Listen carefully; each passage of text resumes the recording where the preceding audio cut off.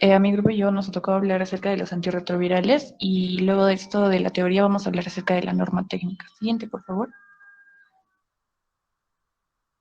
Bien, primero acá vamos a ver el concepto de qué son los antirretrovirales y como dice en la diapositiva, estos van a ser como los medicamentos que han sido diseñados para interrumpir lo que es la replicación del VIH en el organismo. Y como sabemos también, pues durante muchos años se ha tenido este VIH, ¿no? Y ocurrieron lo que son los primeros casos del diagnóstico de pacientes que tenían VIH. Y de ahí en adelante, pues la industria farmacéutica ha investigado más acerca de qué fármacos podían combatir el VIH y que también se invirtió también bastante tiempo y dinero.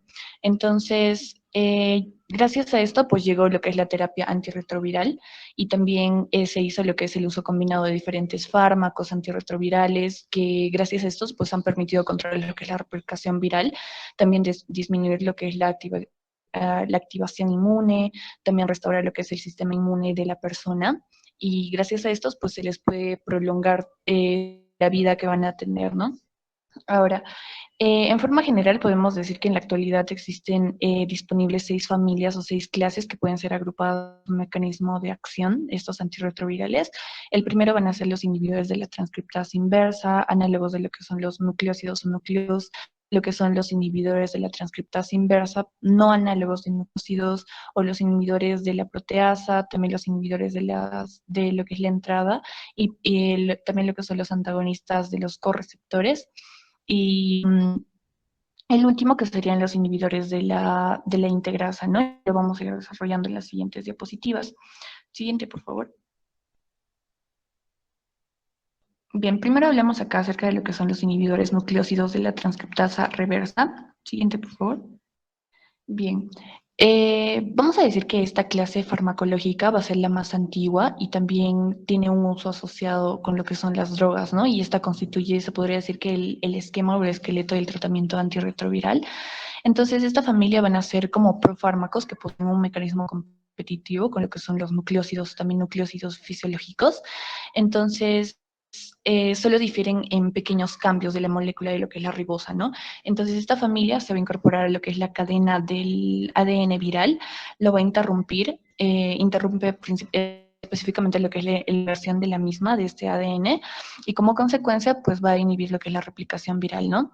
Y de acuerdo a lo que es su estructura molecular, pues se pueden dividir en análogos de bases púricas, que dentro de estos tenemos la adenosina, que va a estar identificada por la didanosina, y la guanosina, que va a ser identificada por el abacavir, ¿no? Tenemos lo que son los análogos de bases pirimídicas, que va a ser la timidina, que es la acidobudina y la estabina.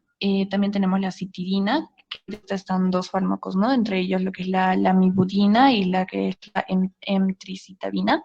Entonces, todos estos fármacos requieren, por así decirlo, 3 fosforilaciones en el interior de la célula para poder activarse.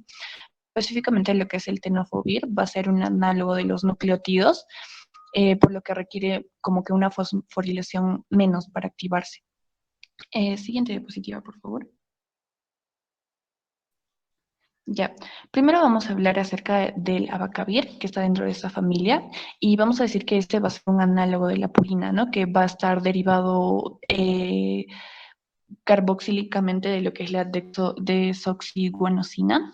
Entonces, este fármaco va a tener un mecanismo de fosforilación enzimática única, ¿no? Por lo que es poco probable que compita con lo que es la fosforilación de otros análogos. Entonces, también podemos decir que su biodisponibilidad va a ser por vía oral del 83% y presenta también una buena difusión por los tejidos y se va a concentrar va a tener unas altas concentraciones en lo que es el líquido cefalorraquídeo, ¿no? Entonces, su vida también de metabolismo a través de lo que es la glucoronidación y a través de lo que es la enzima, la desoxihidrogenasa va a ser buena. Entonces, en forma general también podemos decir que este abacavir puede tomarse con o sin alimentos y no requiere también un ajuste de dosis si es que se presenta una insuficiencia renal. Siguiente, por favor. Luego tenemos lo que es emtricitabina, que este ya también va a ser un análogo fluorado de lo que es la citosina. Esta va a tener una actividad frente a lo que son los virus de la hepatitis B, ¿no? Entonces su biodisponibilidad de este pues va a variar de acuerdo a lo que es su forma farmacéutica. Eh, en donde podemos ver que va a presentar casi un 93% para la presentación en lo que son las cápsulas y casi un 75% para la solución oral, ¿no? Entonces, este fármaco puede administrarse con o sin alimentos, no lo vamos a modificar, pero este se elimina mayoritariamente por lo que es la vía renal, ¿no? Mediante lo que es los glomérulos o también lo que es la secreción tubular. Y es importante mencionar aquí que este se tiene que ajustar a la dosis en caso de que la persona esté presentando una insuficiencia renal, por lo que siempre hay que tener en cuenta este dato, ¿no? Ahora, este también va a ser un fármaco muy bien tolerado y no suele asociarse a algunos efectos adversos. Sí, por favor.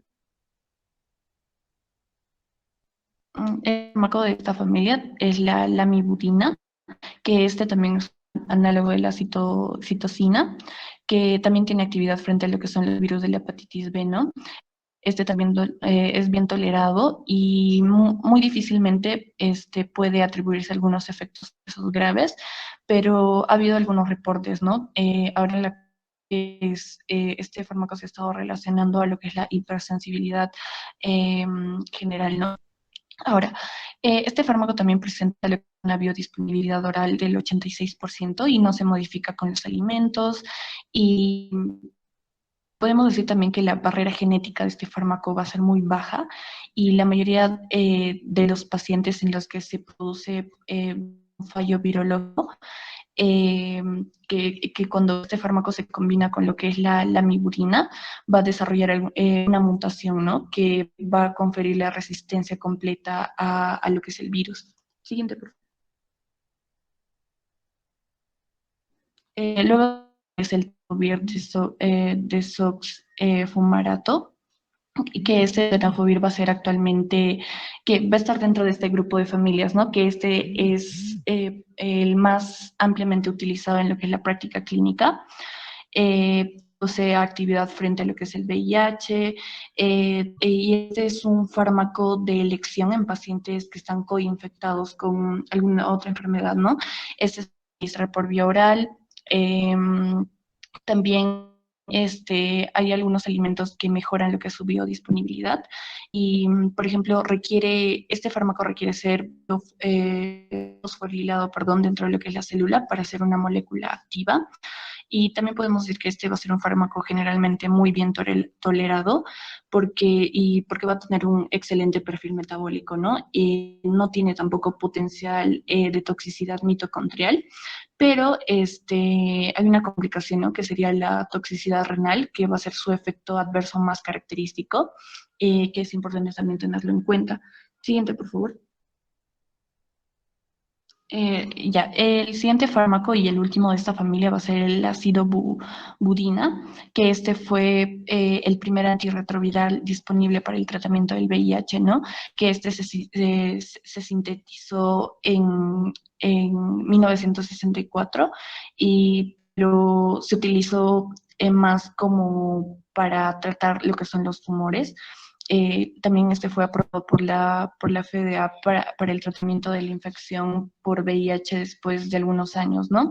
Entonces, podemos decir también que su estructura química corresponde a lo que es un análogo de la timidina, que también se puede administrar con o sin alimentos, eh, que su que este se va a metabolizar principalmente mediante lo que es la glucoronidación hepática y que hay algunos efectos adversos propios, ¿no? De este fármaco, que por ejemplo puede ser lo que es la mielotoxicidad, eh, el paciente puede estar presentando anemia y en estos casos, pues, todos estos efectos adversos son reversibles si es que al paciente ya no se le sigue administrando este fármaco, pero también los pacientes pueden presentar, por ejemplo, pérdida de la grasa subcutánea, eh, pero este es como que un poco más difícil de corregir cuando se deja de administrar el fármaco. Siguiente.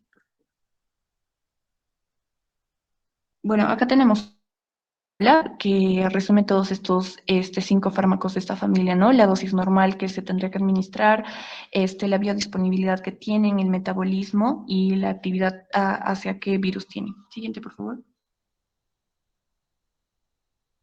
Y acá también vemos una tabla que va a ser el ajuste que se tiene que hacer a cada uno de los fármacos cuando haya una insuficiencia renal o hepática. Por ejemplo, en el caso de utilizar, por ejemplo, el fármaco del abacavir, si es que vemos la parte en la que dice dosis en una insuficiencia renal, pues no requiere ajuste de dosis, como mencioné, ¿no? Pero en cambio, en los demás fármacos sí necesita ajustar la dosis. Siguiente, por favor.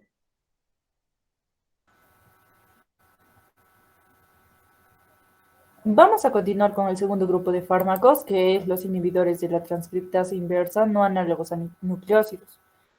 Estos van a ser antirretrovirales que van a inhibir a la transcriptasa inversa, como su nombre lo indica. Esa transcriptasa inversa va a ser una enzima producida por el mismo virus. Y bueno, este virus o el VIH emplea esa transcriptasa inversa para convertir su ARN en ADN, que se va a denominar como la transcripción inversa. Entonces, al bloquear esa transcriptasa inversa, se evita la multiplicación del virus como tal. Siguiente, por favor. Dentro de este grupo vamos a encontrar a cuatro fármacos muy importantes, que es el efavirenz, perdón, que vamos a encontrar como recomendaciones de administración, que se debe de administrar con el estómago vacío preferentemente y se recomienda inicialmente una dosis nocturna para reducir los efectos secundarios al sistema nervioso. Los efectos adversos más reconocidos de este medicamento es los efectos al sistema nervioso central, exantemas, tos, aumento de enzimas hepáticas, cefalea y náuseas. Siguiente, por favor. El segundo fármaco es el nevirapina, que se debe de aumentar la dosis a partir de 200 miligramos diarios durante 14 días para disminuir la frecuencia de, por ejemplo, un efecto adverso como el exantema. Sus efectos adversos va a ser hepatitis, pero la hepatitis común y ocasionalmente la fulminante. Exantemas, cefaleas y náuseas. Siguiente, por favor. El tercer fármaco es la etravirina. Se debe de tomar después de ingerir un alimento o comida.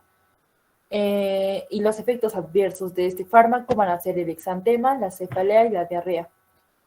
El siguiente, por favor. Como podemos apreciar, la gran mayoría de este grupo de fármacos causa exantemas. Y finalmente, la pivirina, que se debe de tomar junto a los alimentos y se debe de evitar el uso simultáneo con inhibidores de bomba de protones o IBPs y se debe de haber una dosificación con antiácidos mayor de 4 horas. Los efectos adversos va a ser náuseas, parestesias, diarreas y hepatitis. Siguiente, por favor. Vamos a entrar al tercer grupo, que van a ser los inhibidores de la proteasa. Estos antirretrovirales bloquean a la proteasa, como su nombre lo indica, que va a ser una enzima también del virus del VIH, y al bloquear esta, evitan que el nuevo virus inmaduro se convierta en un virus maduro capaz de infectar a otros linfocitos CD4 o a otras células. Siguiente, por favor. Esta es una tabla en la que podemos simplificar un listado de los inhibidores de proteasa más importantes que voy a explicar en las siguientes diapositivas. Siguiente, por favor. El primero es el saquinavir. Este va a inhibir la réplica tanto del virus del VIH-1 como del VIH-2. Y su farmacocinética va a ser, de una absorción oral, su biodisponibilidad relativamente baja, una semivida de 1 a 2 horas, una unión a proteínas de 98%, el metabolismo tanto en el intestino delgado como en el hígado y una eliminación por la bilis y las heces. Dentro de los efectos secundarios de este fármaco se va a encontrar las náuseas, vómitos, diarreas, molestias abdominales, entre otros.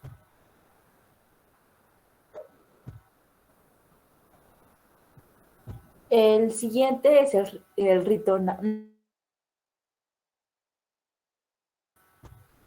El ritonavir también va a ser un inhibidor peptidomimético que va a tener actividad en virus del VIH-1 y 2. Dentro de su farmacocinética, su absorción también va a ser por vía oral. Va a tener una mayor biodisponibilidad a diferencia del primero que mencioné, con un aproximadamente menor del 60%. Va a tener una semivida de 3 a 5 horas, perdón, y una eliminación por heces.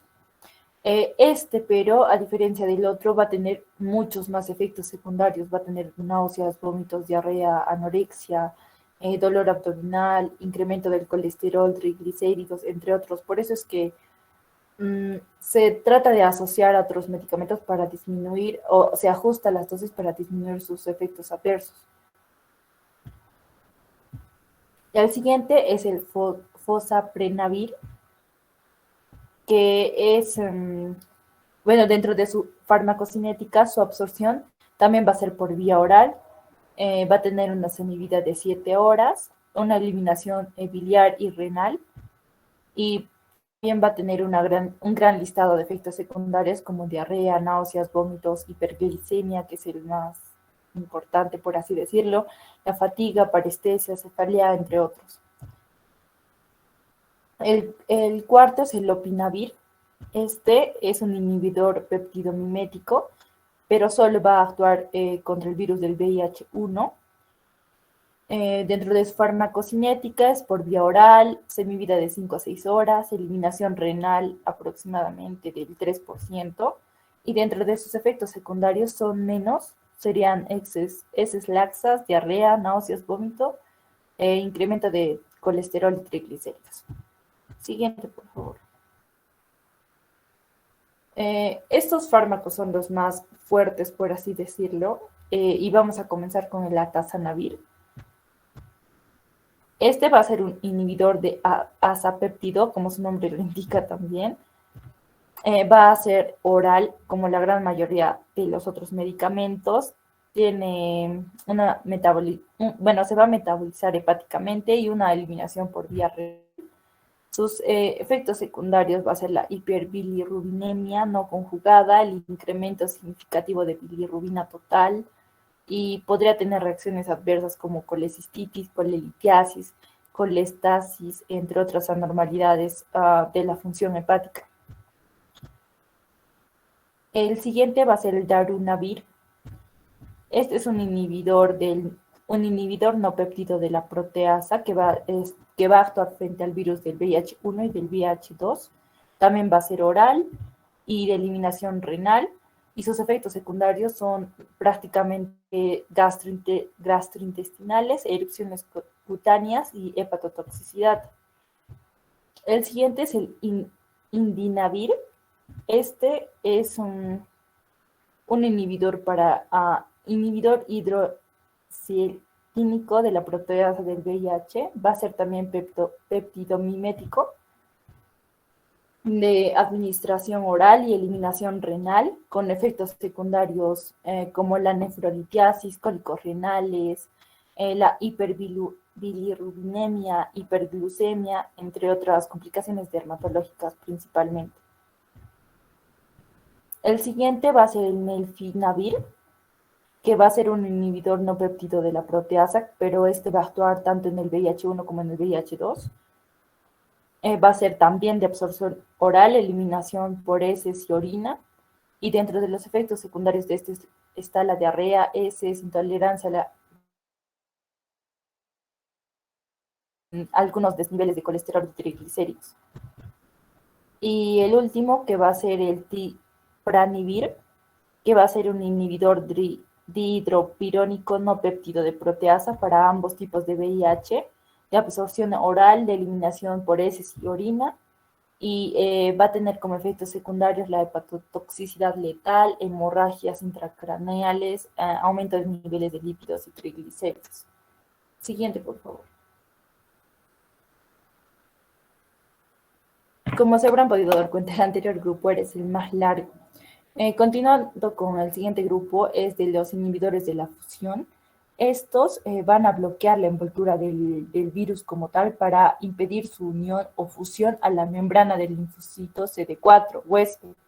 Y esto va a evitar que el virus entre a la célula, va a inactivar esta fusión, como podemos ver en la imagen. Siguiente, por favor.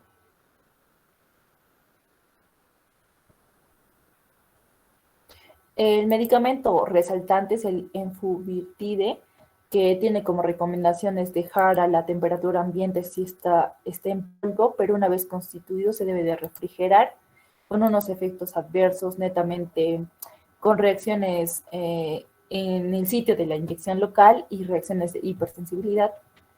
Siguiente, por favor.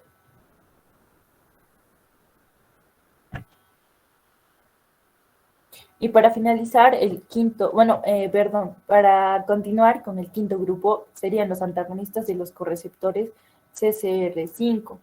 Estos son antagonistas que bloquean el correceptor CCR5 en la superficie de ciertos inmunocitos, como por ejemplo los linfocitos TCD4, y esto evita que el virus entre a la célula también. Estos antagonistas son parte de un grupo mucho más amplio de medicamentos contra el VIH, llamados inhibidores de entrada también. Siguiente, por favor.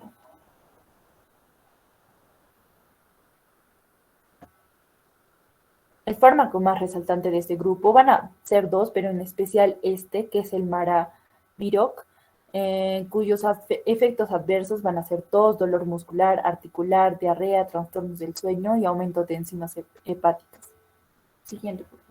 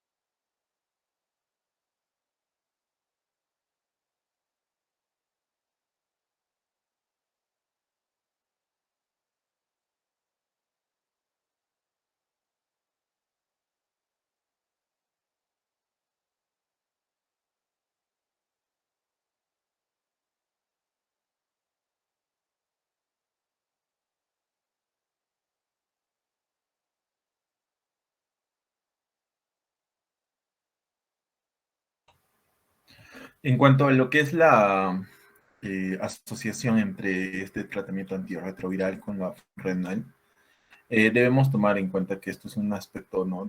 Es un aspecto relevante en cuanto a la terapia antirretroviral, la evaluación que se debe hacer en cuanto a la función renal en el paciente, ¿no?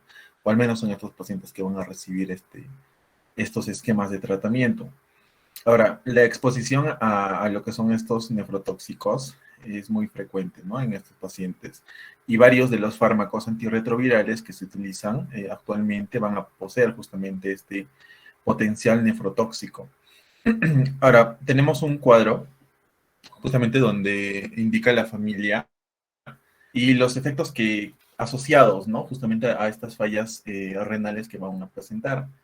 Como es dentro de la familia de los inhibidores nucleósidos de la transcriptasa reversa, que van a estar asociados a lo que es una falla renal aguda. También esto expresado en un aumento de lo que es la creatinina en estos pacientes, ¿no? Y una disfunción tubular proximal y la presencia de proteinurias.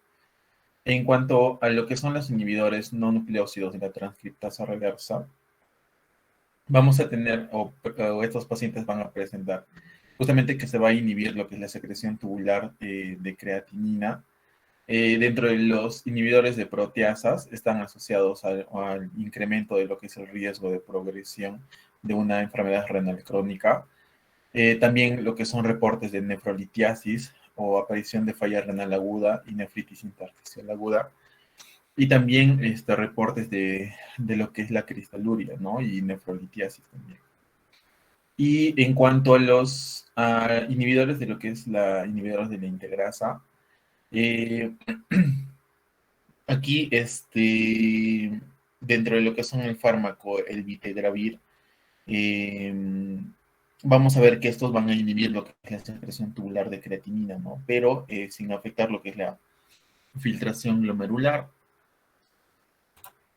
En cuanto a su asociación con la función hepática, se toma en cuenta también que todos los medicamentos que se han mencionado anteriormente están asociados a una elevación de lo que son enzimas hepáticas, ¿no? Hemos visto que algunas, o la mayoría casi,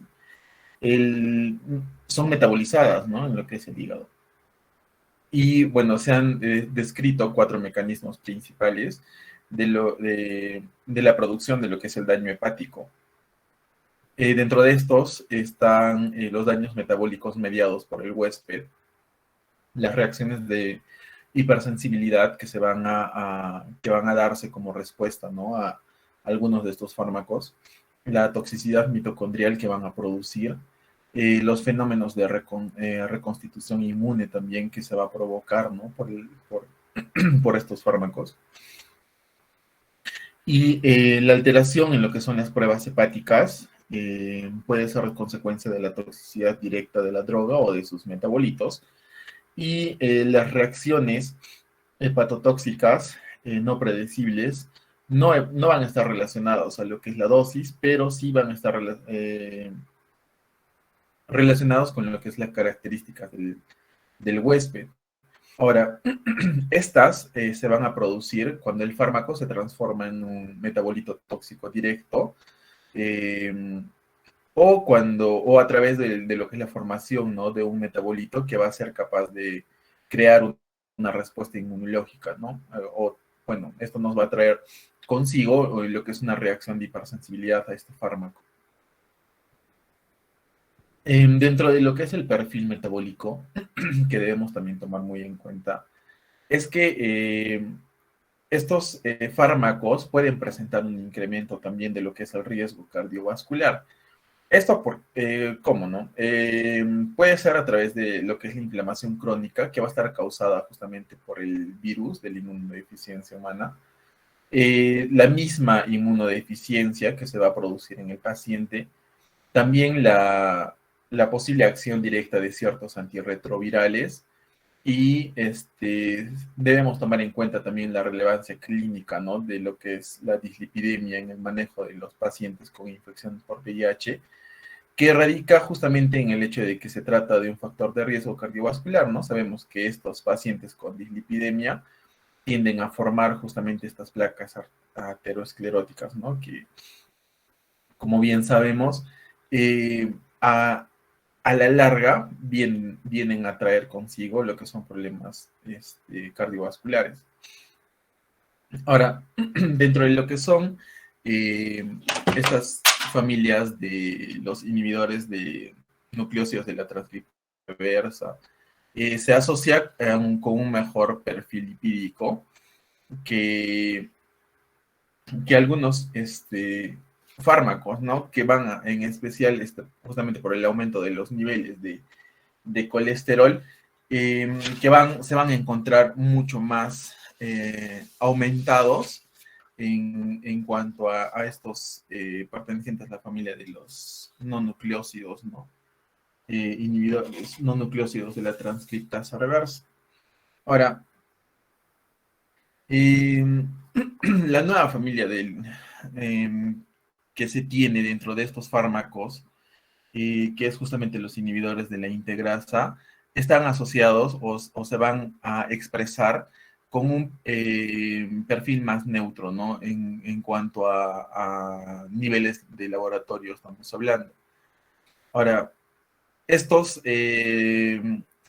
inhibidores de la integrasa van a ser superiores a lo que son, por ejemplo, el fármaco del Efavirenz, que si es que estamos hablando de lo que es colesterol total o triglicéridos, ¿no? Y en cuanto a lo que son el fármaco Maraviroc, va a poseer también un perfil lipídico neutral y favorable si es que lo comparamos también, ¿no? Con el Efavirenz. Ahora vamos a entrar a lo que es este manual con respecto al tratamiento del VIH, ¿no? Y el uso de los esquemas de tratamiento con antirretrovirales. Y para esto debemos tener en cuenta primero lo que es la clasificación clínica inmunológica de lo que es el SIDA, ¿no? Esto como una introducción muy rápida, ¿no? Para ver de que justamente vamos a encontrar 4 estadios clínicos en lo que es pacientes infectados por este virus, en el cual tenemos un estadio 1 en pacientes asintomáticos, que justamente, como el nombre indica, ¿no? No va a presentar una sintomatología, pero puede haber la presencia de alguna linfadenopatía, ¿no? Generalizada en estos pacientes. En el estadio 2 tenemos síntomas leves, que dentro de estas podemos encontrar ya la presencia de alguna infección por herpes zóster o aparición de lo que es el herpes zóster, algunas dermatitis seborreicas o lo que es una pérdida moderada del peso, ¿no? Bueno, se la denomina pérdida moderada de peso idiopática, ¿no? Porque justamente no sabemos cuál es la causa principal de la pérdida de peso. Ahora, síntomas avanzados que se van a presentar en el estadio clínico 3, en el cual la pérdida de peso va a comenzar a agravarse más, ya va a haber la aparición de lo que son candidiasis oral, ¿no? Infecciones micóticas, tuberculosis pulmonar, que debemos tener muy en cuenta también en estos pacientes, y en lo que es el estadio 4, que va a estar presente lo que es ya el síndrome de inmunodeficiencia adquirida en sí, ¿no? Ya el SIDA en sí en lo que es el estadio 4. Y dentro de estos, pues vamos a encontrar justamente la sintomatología clásica que nosotros conocemos, ¿no? De esta enfermedad. Dentro del flujograma diagnóstico para el VIH-Sida, tenemos un esquema, ¿no? Básico que nos da el MINSA para poder hacer lo que es justamente en qué momentos tomar la prueba, y nos muestra un flujograma, ¿no? De lo que es el diagnóstico en pacientes con sospecha de VIH. Entonces, vemos que iniciamos, ¿no? Una prueba de tamizaje, el cual abarca lo que es PCR y ELISA. Y si el resultado de esta prueba de tamizaje va a salir negativo, se reporta, ¿no? como un resultado negativo, no reactivo. Pero si el resultado sale reactivo, se realiza una segunda prueba de tamizaje, el cual, si sale negativo, vemos si hay una discordancia, ¿no? Esta discordancia se refiere justamente a esta prueba de ELISA o equivalentes a estas pruebas de diagnóstico de VIH, sangre venosa, que luego, si sigue habiendo otra discordancia en estas pruebas, se realiza una prueba confirmatoria, ¿no? Y ya posterior al diagnóstico, se va a tener que realizar una prueba de carga viral. Y si el resultado en esta segunda prueba de tamizaje va a salir positivo, se reporta justamente este caso como positivo y se realiza lo que es una muestra de la carga viral previo a un inicio con el tratamiento antirretroviral en estos pacientes. Ahora, entrando ya en lo que es el tema, los esquemas de tratamiento en pacientes con VIH-Sida, vamos a tener justamente el tratamiento de primera línea, ¿no? En este tratamiento o esquemas de primera línea, que tenemos justamente en el cuadro de aquí abajo, que incluye lo que es el tratamiento con tenofovir de 300 miligramos. A esto incluimos lo que es la lamivudina de 300 miligramos y el dolutegravir de 50 miligramos, que se va a dar en una dosis de una tableta cada 24 horas.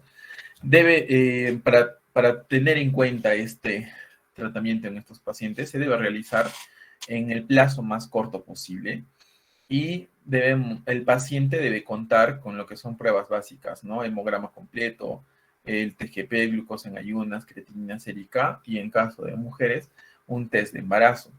También una radiografía, las 2 baciloscopías para descartar tuberculosis, porque según esto también va a variar su tratamiento. También una detección o descarte de otras enfermedades de transmisión sexual y un recuento basal de linfocitos, ¿no? TCD4 y carga viral. Este último es justamente para hacer como un seguimiento del paciente, ¿no? En los siguientes meses y ver cómo está yendo la evolución.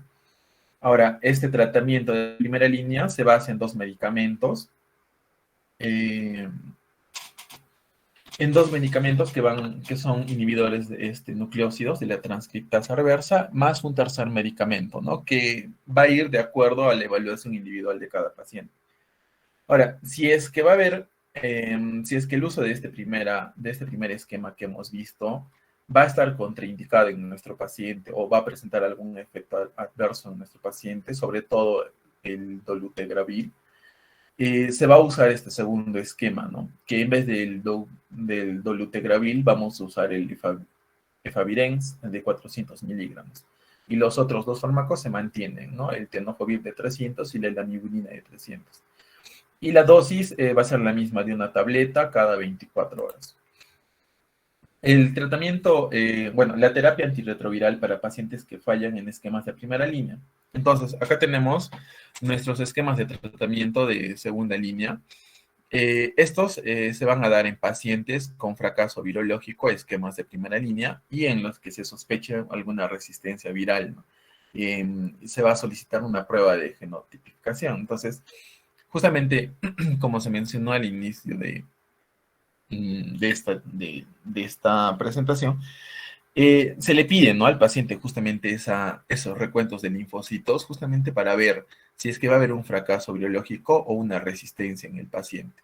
Si se presenta eso, nosotros usamos justamente este esquema de segunda línea, en los cuales los medicamentos disponibles como parte de este esquema van a estar dentro de esto lo que es el ritonavir, que va a ser usado como un potenciador, el lopinavir más ritonavir, y también lo que es la darunavir con azatanavir, etravirina, doraviririna, el ripivirina, raltegravir, dolutegravir, la acidobudina y el maraviroc, ¿no? Y estas son las combinaciones que se va a hacer con estos fármacos. El siguiente punto que nosotros consideramos fue acerca del monitoreo del paciente que ya está presentando el VIH. y que está recibiendo el tratamiento antirretroviral, ¿no? Y acá le consideramos 4 puntos importantes. El primero que menciona que cuando el paciente ya ha iniciado el tratamiento antirretroviral y también por así decirlo, para fortalecer la adherencia a este tratamiento, el paciente tiene que ser evaluado por el médico tratante, ¿no? Tiene que ser mensualmente esta evaluación los primeros 3 meses y luego se puede hacer la evaluación cada 3 meses, ¿no? Hasta el segundo año y cada 6 meses a partir del tercer año. Entonces, esta frecuencia con la que se le va a evaluar al paciente depende de la indicación clínica que le haya dado el médico. El siguiente punto, pues, es específicamente lo que son los recuentos del linfocito CD4. Entonces, siempre se tiene que, en esta parte menciona que siempre se tiene que solicitar, luego de hacer el diagnóstico de que el paciente presente VIH, se le tiene que hacer siempre esta prueba, ¿no? Este recuento, porque tiene la finalidad de determinar principalmente el estado de la infección que tiene el paciente y también para hacer el manejo clínico, ¿no? Entonces, posteriormente, el control del paciente va a ser durante 6 meses el primer año y ya luego de este año, pues el control se puede hacer anualmente. Entonces, estas personas que tienen, están siendo administradas por este tratamiento antirretroviral, durante sus controles, siempre que se tenga, por ejemplo, un recuento mayor a 500 células de estos linfocitos CD4 y también que cuenten, por ejemplo, con cargas virales suprimidas, siempre se tiene que hacer, realizar otros tratamientos, ¿no? Y todo esto de acuerdo a lo que va a indicar el médico. El siguiente punto era lo que es el monitoreo de la carga viral, que se podría decir que es el marcador principal de efectividad del tratamiento. Entonces, una vez que el paciente ha iniciado este tratamiento antirretroviral, pues se realizan lo que son los controles, por ejemplo, al tercer mes, luego cada 6 meses durante el primer año y luego sus controles van a ser anualmente. El siguiente punto, pues te menciona que siempre se van a solicitar lo que son las cargas virales adicionales.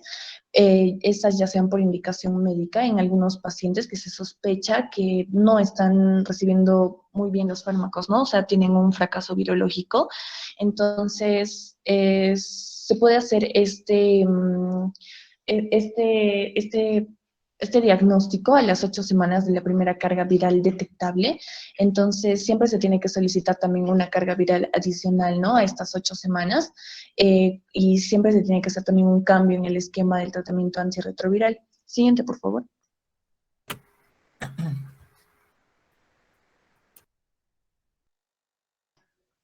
Ya, el último punto que habla acerca de este fracaso virológico, ¿no? Entonces, ante esta situación del fracaso virológico al tratamiento, hay algunos pacientes que se les presenta valores mayores a 100 copias, ¿no? Entonces, se le tiene que solicitar lo que es la prueba de genotipificación para determinar lo que es la conducta terapéutica a seguir, según el flujograma que vemos acá en la diapositiva. ¿Puedes retroceder una diapo, por favor?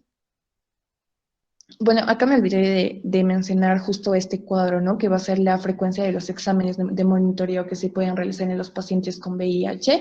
Por ejemplo, tenemos lo que es la evaluación de la adherencia, que se puede hacer a los 3 meses, a los 6 meses o a los bueno, ya no a los 12 meses, pero se puede hacer después de cada cambio de esquema del tratamiento antirretroviral. Siguiente, Fred, por favor.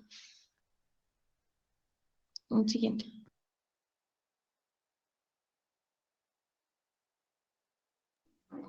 Siguiente, ya. Y por último, bueno, el siguiente punto, perdón, era acerca de la coinfección con tuberculosis, o sea, el paciente que tiene VIH y que también está presentando tuberculosis. Entonces, acá te menciona, ¿no? Que en relación a lo que es el diagnóstico de la tuberculosis en una persona con VIH, primero lo que se tiene que hacer es descartar la tuberculosis siempre en toda persona infectada con VIH antes de iniciar el tratamiento antirretroviral. Uno, mediante lo que es la evaluación médica o también exámenes auxiliares que se le puede tomar al paciente. Y también se puede siempre tomarle al paciente lo que es la vaciloscopía o una radiografía de tórax.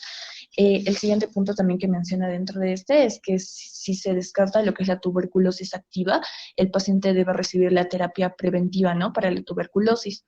Pero hay algunos pacientes que tienen diagnóstico de tuberculosis pulmonar o extrapulmonar, y estos también tienen una coinfección con VIH, entonces se les tiene que realizar una prueba de cultivo convencional, ¿no? Y también pruebas de sensibilidad rápida a lo que es la isoniazida y la rifampicina, que son estos fármacos, y dentro de este punto se tienen que considerar otros puntos, ¿no?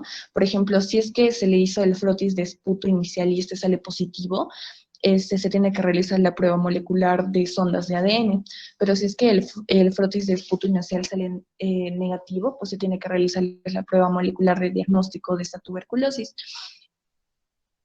Hay algunos casos en los que esta tuberculosis extrapulmonar debe como que hacerse un cultivo, ¿no?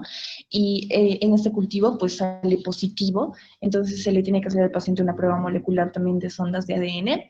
Y siempre el último punto menciona que todo paciente con tuberculosis de VIH que tenga un resultado de prueba de sensibilidad rápida, que sea resistente a los dos fármacos que mencioné, o sea, la isoniazida y la rifampicina, deben contar también con una prueba convencional a todos estos medicamentos de primera y segunda línea. Siguiente, por favor. Pasando a los casos de personas con exposición no ocupacional al VIH, vamos a encontrar a casos o incluye casos de violencia sexual, es decir, violación, y también de exposición sexual de alto riesgo, es decir, personas que hayan tenido una exposición de sexo sin protección o sexo con trabajadores o trabajadoras sexuales. Para iniciar el tratamiento con estos dos grupos de personas, no es necesario, o bueno, en especial la víctima, no es necesario que haya tenido una atención médico-legal o ginecológica, o en este caso un caso judicializado, para recibir la atención. La atención médica debe de ser inmediata. En caso de violencia sexual, se debe de tomar como caso fuente, o sea, el agresor, como un caso fuente de alto riesgo de tener infección de VIH u otra ITS. En estos casos se debe de ofrecer a la víctima pruebas diagnósticas para establecer las condiciones preexistentes, tal vez como por ejemplo infecciones por sífilis, hepatitis B, C, VIH o embarazo, y también ofrecer anticonceptivos de emergencia y tratamiento profiláctico contra estas ITS. Si son mayores, por ejemplo, de 17 años, se les debe de administrar ceftriaxona de dosis única, acitromicina de 2 tabletas más penicilina benzatínica, una dosis. Y también profilaxis como las vacunas, ¿no? Para, por ejemplo, la hepatitis B. Se le tiene que realizar el siguiente esquema de tratamiento, por favor. Siguiente. En donde explican que hay 3 opciones. Una que puede ser el tenofovir o la mibudina o dolutegravir como primer tratamiento. Una tableta de cualquiera de los 3 cada 24 horas por un periodo de 4 semanas. El mismo tenofovir o emtricitabina más darunavir más ritonavir, una tableta del primero cada 24 horas y una tableta del segundo cada 24 horas también por 4 semanas. Y finalmente tenofovir o emtricitabina más lopinavir o ritonavir por 4 semanas, una tableta del primero y 2 tabletas del segundo cada 12 horas. Siguiente, por favor. El siguiente caso va a ser de personas con exposición ocupacional, es decir, que están dentro del personal de salud, no solo médicos, sino enfermeras, personal de laboratorio, etcétera. Primero, indican que todo personal de salud debe de recibir entrenamiento sobre las medidas de bioseguridad para este tipo de casos. Pero en el caso que ocurra un accidente ocupacional con exposición de sangre u otros fluidos corporales en lesiones del personal, se le debe de exponer a un lavado inmediato con agua y jabón, permitiendo que fluya la sangre si estuviese expuesta libremente por 2 o 3 minutos, e irrigar las membranas mucosas con agua limpia, estéril o salina. Y ofrecer igual pruebas diagnósticas para todo tipo de infecciones de ITS y sífilis, hepatitis B, C, VIH, entre otros, y identificar el caso de fuente como un estado serológico positivo. Y bueno, ver o evaluar el diagnóstico serológico de 6 semanas, 3 meses y 6 meses post exposición de este. Se va a considerar como un accidente ocupacional severo, por ejemplo, la lesión producida por una aguja hueca, una herida profunda, sangre visible en el dispositivo, una aguja que haya sido utilizada para una arteria o una vena del caso fuente, una salpicadura de volumen, de gran volumen de líquidos como líquido cefalorraquídeo, sinovial, pleural, peritoneal, pericárdico o amniótico, o sangre que entren en contacto con las mucosas o la piel no intacta de el personal de salud. Para ello se le debe bueno, iniciar lo más antes posible o dentro de las 72 horas post exposición a los materiales infectantes o potencialmente infectantes el tratamiento antirretroviral que voy a explicar en la siguiente diapositiva. Este va a ser prácticamente el esquema. En un caso fuente de VIH positivo o serología desconocida, tenofovir o lamivudina o dolutegravir, o seguir un tratamiento de tenofovir o emtricitabina más darunavir más ritonavir. Y en un caso en un caso fuente de VIH negativo, utilizar tenofovir o emtricitabina más lopinavir o ritonavir. Eso sería todo.